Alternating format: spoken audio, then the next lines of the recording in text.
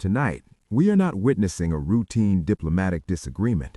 We are watching the slow, deliberate cracking of one of the most stable alliances in modern history, an alliance that has survived wars, depressions, and global upheaval, an alliance that many assumed was permanent.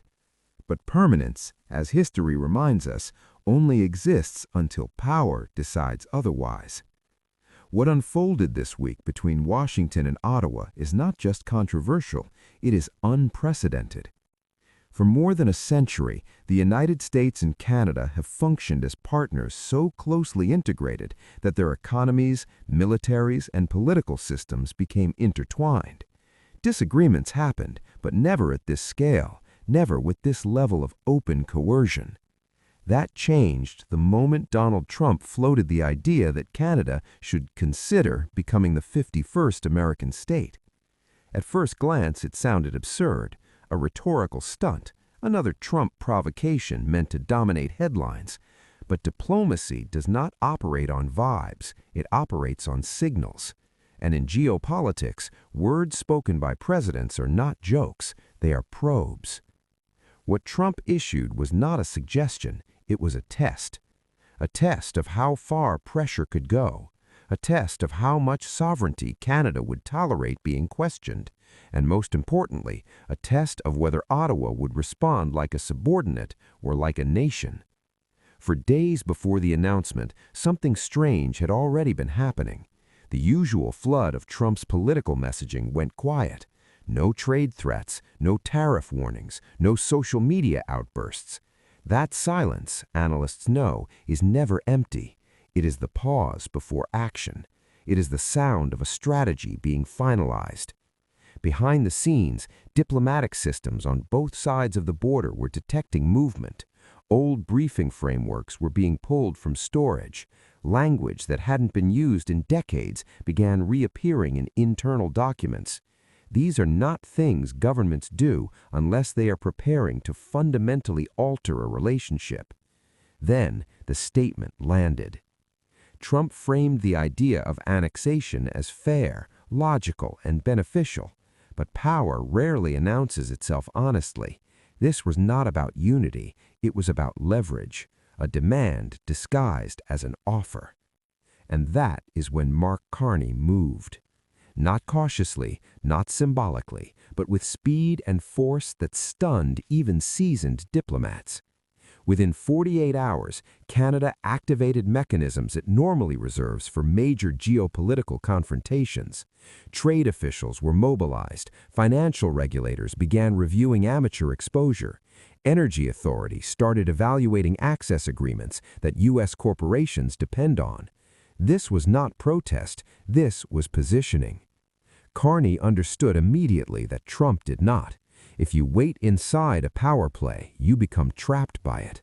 So instead of asking Washington what it wanted, Canada forced Washington to confront what it could lose. Ottawa began calling allies, not quietly, strategically. Europe, the UK, Pacific partners, nations that Washington normally expects to align automatically, were now being reminded that American power is not unconditional, that it depends on relationships, and relationships can change.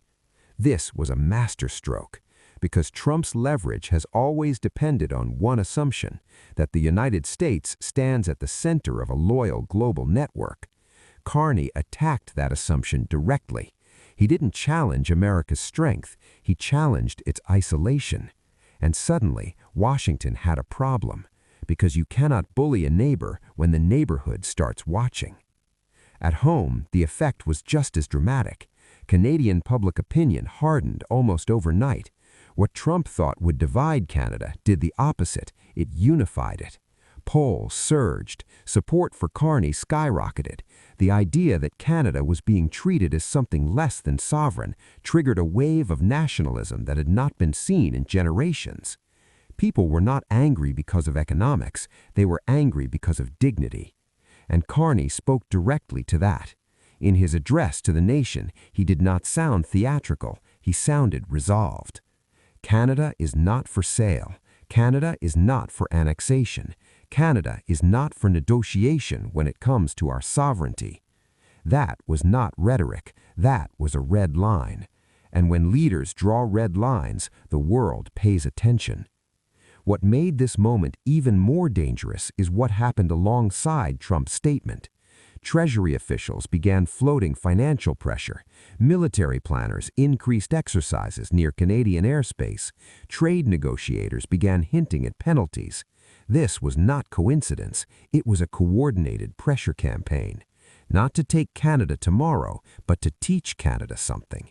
To teach that resistance has consequences. And that is why Carney's response mattered so much. Because if Canada folded, every nation watching, from Europe to Latin America, would have learned the same lesson. When America demands, compliance is the only safe option. Instead, they saw something else. They saw a country push back. They saw a leader respond with precision instead of panic, with structure instead of spectacle, with strategy instead of submission. This is not just a Canada story. This is a global precedent. Because if the United States can openly question the sovereignty of its closest ally, then no alliance anywhere is safe. The international order only functions when borders mean something, when treaties mean something, when power is constrained by rules. Trump challenged that framework. Carney defended it. And now the stakes are higher than either leader likely intended. Washington wanted leverage. Ottawa delivered resistance. Trump thrives on ambiguity. It allows him to declare victory regardless of outcome. But Carney denied him that space. By responding clearly and comprehensively, he forced the issue into the open. And once it was open, it could no longer be controlled. Now the world is watching. European leaders are quietly discussing coordination. Trade officials are preparing contingencies. Diplomats are bracing for escalation. Because this is no longer about a single statement. It is about whether power can rewrite sovereignty. And for the first time in modern North American history, that question is being asked at the border between two democracies. What happens next depends on what Washington does. If Trump retreats, this will be remembered as the moment American overreach collided with Canadian resolve. If he escalates, this becomes something far more dangerous, a long-term confrontation between a superpower and the neighbor who knows it better than anyone else. Because Canada is not weak, Canada is not isolated, and Canada is not dependent in the way Washington assumes. It controls energy flows, trade routes, critical resources, and diplomatic relationships that the U.S. cannot afford to lose, and now it is willing to use them. That is what makes this moment historic. The greatest asset America ever had was not its military, it was the trust of its allies.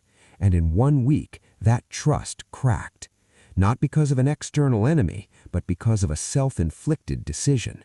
This story is not over, but tonight, one truth is already clear. Canada did not blink. And in global politics, when a country refuses to blink, everything changes.